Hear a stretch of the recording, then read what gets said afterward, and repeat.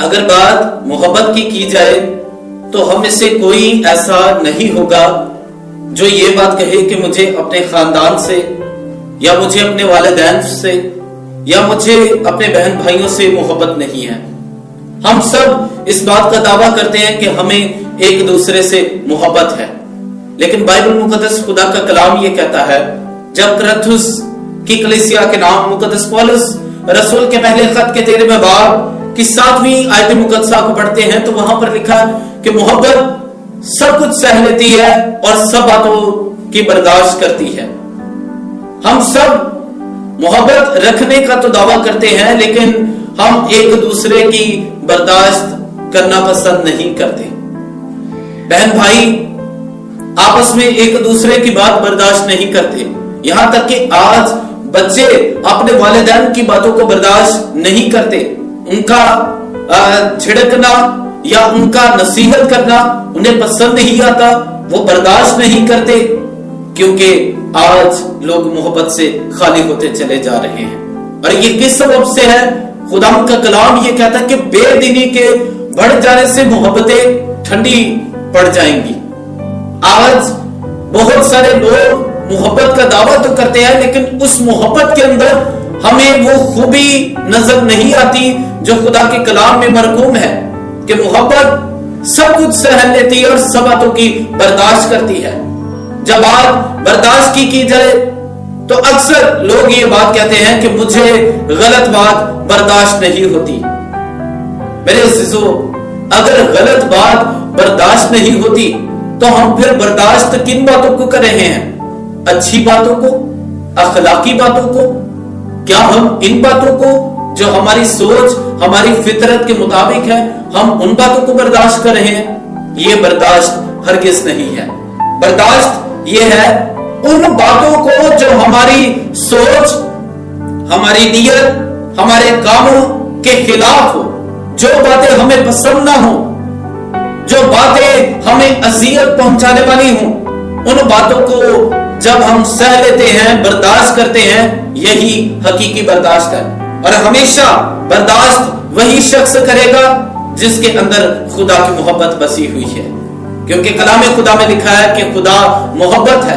جس میں خدا بستا ہے اسے وہ برداشت کرنے کی توفیق بھی بخشتا ہے۔ جس شخص کے اندر برداشت کی خوبی نہیں، وہ بھی شخص خدا کے روح سے خالی ہے۔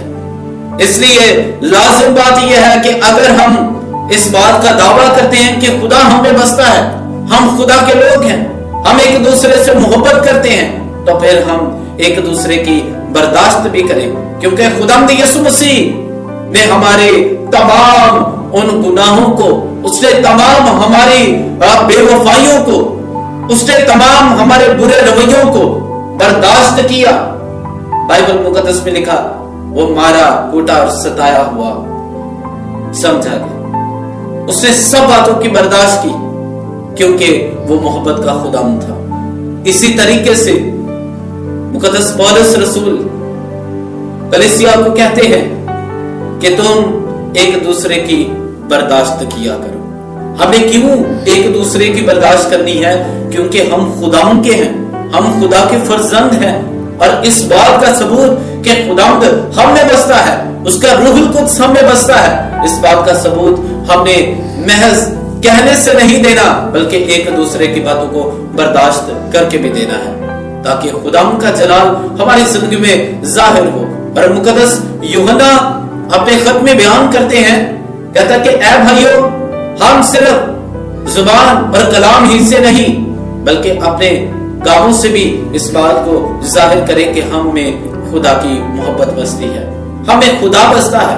ہم ایک دوسرے سے اگر محبت کرتے ہیں تو ایک دوسرے کی برداشت بھی کریں۔ اگر برداشت کریں گے تو اس سے گھرانے قائم رہیں گے۔ جس گھرانے کے اندر لوگوں میں برداشت کرنے کی خوبی نظر نہیں آتی، جن اداروں کے اندر کام کرنے والے لوگوں میں برداشت کرنے کی خوبی نظر نہیں آتی، یاد رکھے وہ ادارے بکھر جاتے ہیں، وہ خاندان، وہ گھرانے بکھر جاتے ہیں جب ایک دوسرے کے لوگ برداشت نہیں کرتے۔ اور خدا ان کا کلام اسی لیے چاہتا ہے، اسی لیے ہمیں یہ تعلیم دیتا ہے کہ ہم ایک دوسرے کی برداشت کریں، تاکہ ان ٹوٹے ہوئے خاندانوں کی طرح، بکھرے ہوئے خاندانوں کی طرح ہم نہ رہے، بلکہ ہمیشہ ہمیں یگانگت نظر آئے، ہمیں اتفاق نظر آئے، اور ہم اس سے خدا کے نام کو جلال دینے والے بنے۔ کیونکہ اکثر یہ بات کہی جاتی ہے کہ اتفاق میں برکت ہے، یونٹی کے اندر برکت ہے، لیکن میں یہ بات کہتا ہوں کہ اتفاق میں برکت نہیں۔